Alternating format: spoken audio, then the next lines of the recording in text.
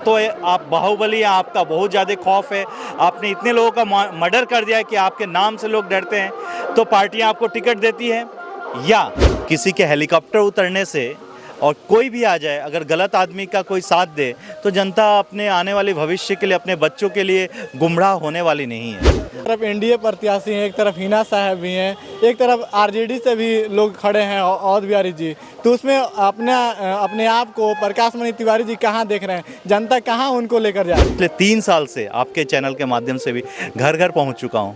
जहां नहीं पहुंचा हूं मैं उनसे क्षमा चाहूँगा, क्योंकि क्षेत्र बहुत बड़ा है, शायद मैं आपके पास नहीं पहुंचा हूं, लेकिन मेरी प्रयास रही कि हर गाँव हर घर तक मैं पहुँच जाऊँ। सभी का स्वागत है द लार्ज में, और मैं हूँ आपके साथ विशाल गौरव, और मैं अभी सिवान जिला में पहुँचा हुआ हूँ, और लगातार यहाँ पे क्षेत्र भ्रमण में निकले हुए हैं प्रकाश मणि तिवारी जी, जो निर्दलीय प्रत्याशी हैं। इनसे हम लोग बातचीत करेंगे, और देखिए तमाम लोग घूम रहे हैं और लोगों से लगातार जनसंपर्क कर रहे हैं, और अभी चुनाव में बहुत कम वक्त बचा है, और जैसे जैसे वक्त बीतता जा रहा है लोगों की धड़कनें भी तेज होती जा रही हैं। सबसे पहले स्वागत है सर आपका। धन्यवाद, और आपके सभी दर्शकों को मेरा नमन।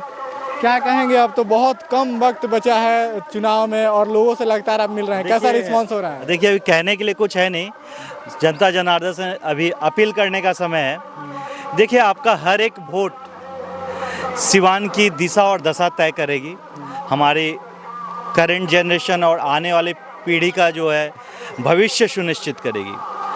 अगर हम लोग फिर से वैसे लोग को ही मौका देते हैं जो मर्डरर हैं, क्रिमिनल हैं, भूमाफिया हैं, जिनके खौफ से सिवान दहलता रहा है, जिन्होंने अपनी राजनीति की बुनियाद खून से ही शुरू की हो, खून खराबे से, अगर वैसे लोगों को फिर से हम लाते हैं तो हमें भी तैयार रहना चाहिए कि हम अपने बच्चों के बलिदान भी, मतलब हमारे आने वाली पीढ़ी जो हमारे बच्चे हैं, उस कहीं ना कहीं वो भी इसके शिकार हो सकते हैं।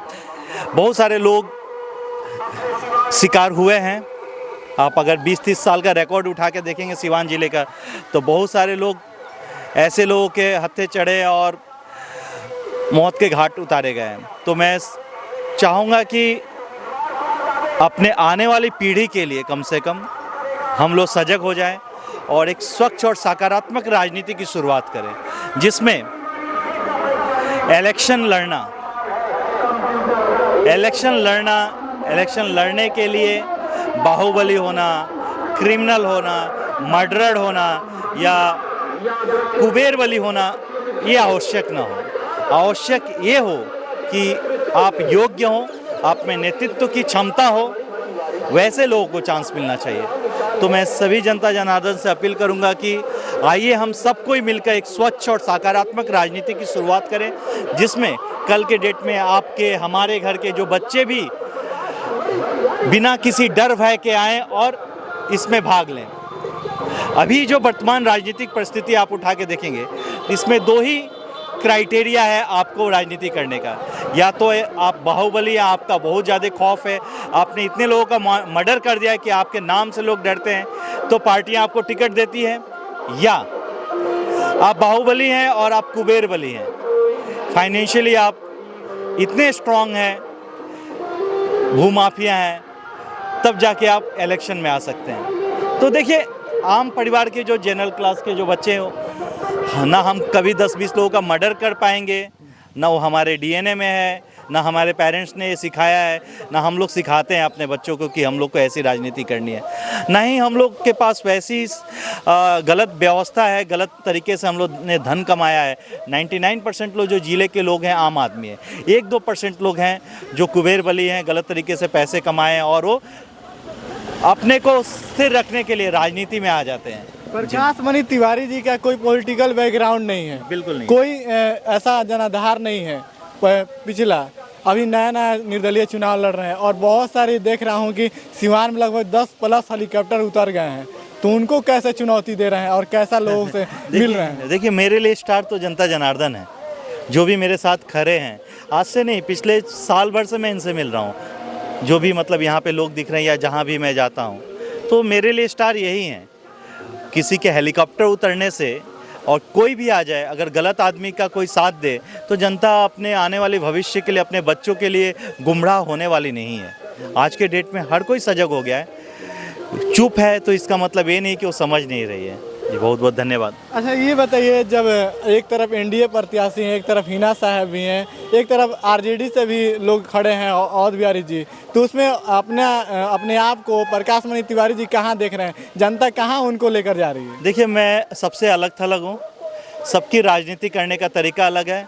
मैंने सिवान में एक स्वच्छ और सकारात्मक राजनीति की शुरुआत की है, जिससे कल के डेट में कोई भी लड़का हिम्मत कर सकता है किसी भी पद के लिए चुनाव लड़ने के लिए। उसके लिए कुबेर बली होना, बाहुबली होना अनिवार्य नहीं होगा।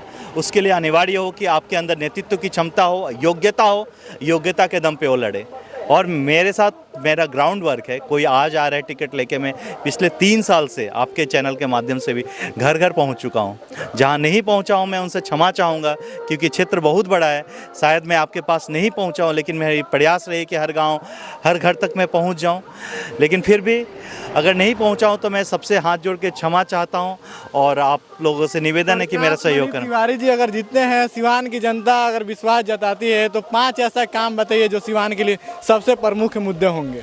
देखिए, सिवान में तो मुद्दे अनेक हैं, लेकिन मेरा जो विश्वास है या जो मेरा रिसर्च रहा है, उसमें मुझे मूलभूत चीज़ों से शुरू करना पड़ेगा और गंभीर समस्याओं का समाधान करना पड़ेगा। मूलभूत की मैं बात करता हूँ तो देखो, मैं कहता हूँ कि भाई हर बाज़ार में सुलभ शौचालय हो। आज के ज़माने में हमारी माता बहनों को रोड के किनारे बैठना पड़ता है। एक एग्जाम्पल दे रहा हूँ, इस गर्मी में कहीं भी एक ठंडा पानी की व्यवस्था नहीं, घड़ा भी नहीं है। सोचने वाली बात है। कोई भी एमएलए ऐसा भी तो पानी का तो एक व्यवस्था कर सकते थे। ये सब मूलभूत चीज़ें, कहीं भी एक बस स्टैंड प्रॉपर नहीं है आपको, ये मूलभूत है। प्रशासन को चुस्त दुरुस्त करके ट्रैफिक लाइट की व्यवस्था करना, सीसीटीवी कैमरा लगाना, यूनिवर्सिटी के लिए प्रयास करना, हर ब्लॉक में आपको कोल्ड स्टोरेज की व्यवस्था करना, हर ब्लॉक में कॉलेज की व्यवस्था करना, जैसे कि हमारी बच्चियां जो हैं अपने नज़दीक में आके ग्रेजुएशन कंप्लीट कर लें, बच्चे जो हैं उनको पढ़ाई नहीं छोड़ना पड़े। ऐसी अनेकों चीज़ें हैं जिस पे किसी का ध्यान आज तक नहीं गया है। मैं उस पर काम करना चाहूँगा। सबसे पहले छोटे मोटे कल कारखाने, जैसे मैं कहता हूँ हर ब्लॉक में छोटे मोटे कल कारखाने खुले। एक गमछा बनाने की फैक्ट्री क्यों ना खुले, लेकिन खुले, जिससे कि लोगों को रोजगार मिलेगा, लोग बेकार नहीं रहेंगे। ट्रेनों की संख्या बढ़े। लोग हर साल दिवाली छठ में देखते हैं किस तरह लगन में ट्रेनों में बोड़ों की तरह भर भर के आते हैं। मैं चाहूँगा कि मैं जाके सांसद भवन में चिल्लाऊँ कि हमारे ज़िले से कम रोज़ 5-10 ट्रेनें खुलें, दिल्ली के लिए, मुंबई के लिए, हर जगह के लिए, महानगरों के लिए कम से कम 10 ट्रेनें हों, क्योंकि हमारे यहाँ सबसे ज़्यादा पलायन होता है, सबसे ज़्यादा लोग मूव करते हैं यहाँ से। तो ऐसी बहुत सारी चीज़ें हैं जिस पे मैं काम करना चाहूँगा। जी धन्यवाद। सिवान की जनता के लिए क्या अपील कीजिएगा लास्ट में, क्योंकि 2 दिन बचा है मात्र चुनाव प्रचार में? देखिए, मैं यही कहूँगा कि आइए सबको मिलकर स्वच्छ और सकारात्मक राजनीति की शुरुआत करें, जिससे आपके हमारे जो बच्चे हैं एक स्वच्छ राजनीतिक परिवेश पाएँ, वो भी हिम्मत करें इस राजनीति में आने के लिए। नहीं तो हुआ ऐसा है कि यहाँ पे 2-3 परिवार हैं, 2-4 पार्टी हैं, उन्हीं के जो लोग हैं उन्हीं को घुमा फिरा के टिकट मिलता है, उनके वाइफ को, उनके बेटे को, उनके नाती को। हम लोग जय जय करते रहे उनके बाप के लिए, अब उनके बेटे के लिए, अब उनके नाती के लिए हमारे नाती जय जयकार करेंगे। कहाँ तक उचित है? आपके बच्चों में भी वो काबिलियत है। आइए ऐसा माहौल बनाए जिसमें जो योग्यता को सम्मान मिले, हर हाथ को काम मिले। जी धन्यवाद। एक बार अपना नंबर बता दीजिए और चुनाव चिन्ह बता दीजिए। मेरा चुनाव चिन्ह है कंप्यूटर छाप। मेरा जो पेशा है डेटा साइंटिस्ट का, उसी से रिलेटेड है, और इसका क्रमांक है 8। जी धन्यवाद। बहुत बहुत धन्यवाद। अभी हमारे साथ प्रकाश मणि तिवारी जी जुड़े हुए थे, इनसे हमने बातचीत की और सिवान को लेकर क्या विजन है और क्या करेंगे अगर जनता मौका देती है, तो इन्होंने साफ तौर पे बताया। और ये दिखना काफ़ी दिलचस्प होगा, और 4 जून को ये फैसला होगा कि आखिर सिवान का चेहरा किसके सर पे सज रहा है। बाकी ये वीडियो कैसा लगा आप कमेंट करके बताइएगा। बहुत बहुत धन्यवाद।